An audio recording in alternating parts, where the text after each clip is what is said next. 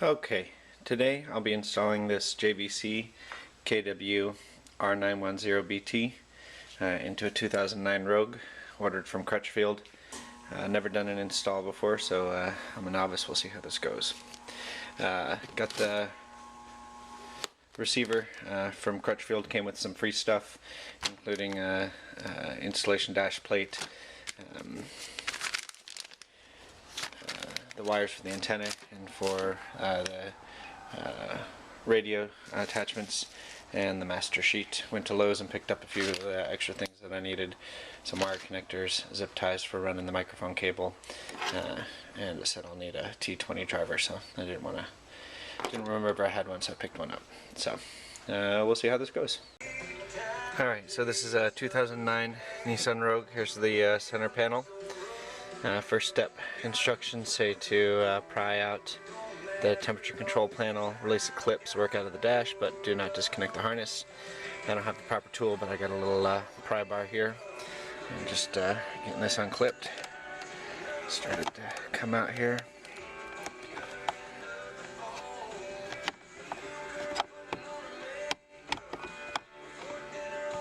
Let's see how this goes. Slip that back in there. It's starting to come up. Not sure here.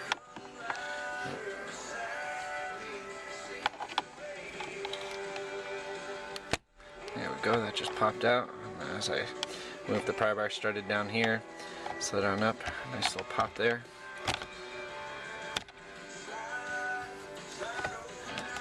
Alright, I'm going to turn this off and see if I can get this out of there. Alright, so I started down here in the corner, as it said, with the pry bar. Slipped this straight edge down there and popped it out, slid up, popped out this, and then prying across the top, I was able to get this control sensor area to come out. It says to set it aside, but don't disconnect the harness. I'm going to do just that. Next step is underneath here I got a couple of screws for the mounting bracket that I'm going to take out here. Then I'm going to be moving up to the vent console to pull that out. I'll get started on those screws and get back to you when I get to the vent. Alright, so it says again to pry out, starting on the bottom passenger side, the upper vent panel. Let's see how this goes. I don't want to damage my panel too much here. That's a little tighter than the temperature gauge was.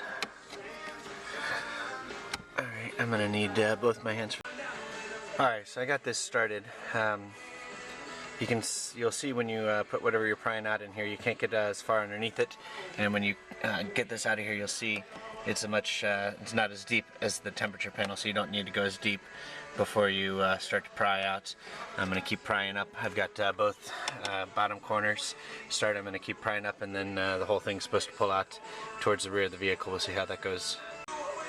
Alright, so I got this vent panel disconnected. Like I said, I started on the bottom two corners, pried it up a little bit from there, and then up about halfway up I was able to slip my pry tool in there and just give a little twist on both sides to pop it up, and then a little jiggle and shake to pull it out. When you pull it out, don't pull too hard. At least on this vehicle I've got the hazard light here, so I've already disconnected the wires for that. There's a little clip. The press is on the top of it, so it's kind of hard to get to with no slack. But I get a long screwdriver and you'll be able to get it out of there. Next, you see the two screws right there.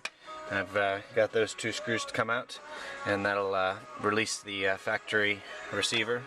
I'll pull that out and get to work on those harnesses. Alright, so I'm planning on running the microphone cable up here and putting it up near the rear view mirror. So I just popped off the cover to the A-post or A-column. Start at the top, just pry it out, and then it slips into the dash down there, so you can pull up and out on there. There is the airbag here, so I went ahead and disconnected the negative terminal on the battery. Probably advisable, but you can see I also have the remote starter running down here, so I'm just going to tie into there. I might use a couple of zip ties to hold it all together and see if I can get it behind the speedometer console back over here to the receiver. We'll see. Alright, so running this microphone did take a few minutes. You can see where I've got it placed. We'll test it up there, and I might have to move it, but there's the driver size. This one does rotate, so if right now I got it pointing towards the driver a little bit. It clips in, ran my wire under there. I'm gonna, like I said, run that down the column there.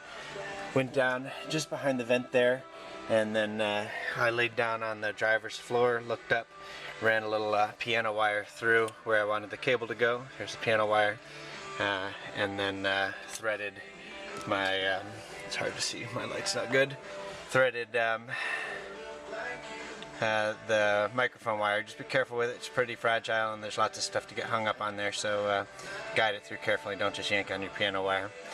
And yep, so I got that run. I'm gonna clean it up and then move on. Alright, so I got the cable cleaned up, zip tied it in a few places coming down here, and cleaned up the cables just along this cable run from my access here. And now I should be able to get to installing the receiver. We'll see how that goes. Alright, so my camera died, so I had to do some stuff without recording, but as you can see, I've got my stereos hooked up, harnesses are all connected. I don't know how to solder, so I did this with wire nuts. Maybe not the preferred method, but I just tested it. It sounds good. Merging the two harnesses was relatively easy.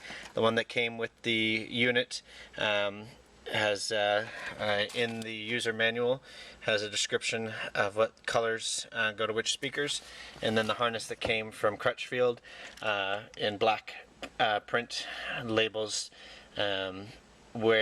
what the connections are. Most of the colors matched up pretty good. Just make sure you read your negatives and your positives and get those all hooked up right. And I got my A post put back in over there. I got my negative battery reconnected, so I was able to test the system. It sounds good. Crutchfield also gave me a mounting bracket system, which I've got over here. So I'm going to go ahead and use that and start putting the, this is the Nissan Rogue 2008. That's the one that they sent, Crutchfield sent with it. I'm going to use that to remount the receiver and see how it looks. Right, so maybe I didn't look hard enough, but I didn't find good directions on how to attach this thing, but it's simple enough to figure out. Used the screws that came with the receiver to attach this mounting bracket. Did my best to center the receiver in the mounting bracket, and now I'm going to install it into the vehicle. Alright, installation is done. I got the vent reattached and my hazard lights are working. Don't forget to, as I said, connect those. It was really easy just to push those snaps back in. And since we didn't disconnect the harness on the air conditioning controls, that just snapped right back into place. System looks great. It's working great. Made some phone calls on it. As you can see, we're on a phone call right now. And it is working well. So.